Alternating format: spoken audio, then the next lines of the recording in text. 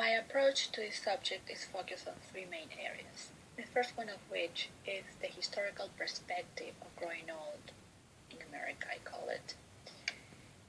It really starts with the emergence of the population that the English Puritans' Great Migration started.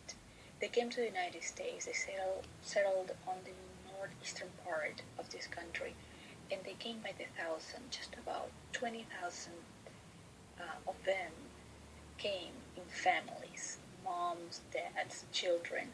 But what it was significant about this migration was their elder longevity. They lived up to 70 to 80 years old. So that's worth noting. Another interesting story was about the Native Americans and how they populated this land by the millions, and their rich history of taking care of their elders, making the whole tribe be a part of the care of the older adults, not just the immediate family.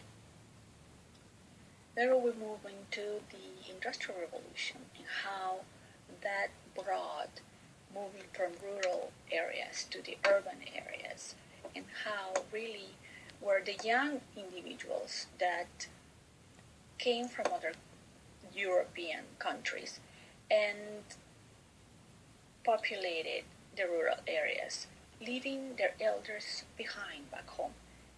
And the process will repeat itself once they settle in the United States and they will move again. They will leave the elders back home, and they will be the young ones doing the traveling. Also, telling us a story of how they became from egalitarian to wage earners, from rural to urban, and ultimately how adults start living independently thanks to the changing economics of the time. Really, at the beginning of the story in America, growing old in America, there was no long-term care in institutions, and it is after the English brought the almshouses that they became infirmaries, that they later became nursing homes, and it's a fascinating story. And this is the part that I transfer into the second area of my paper, or third rather.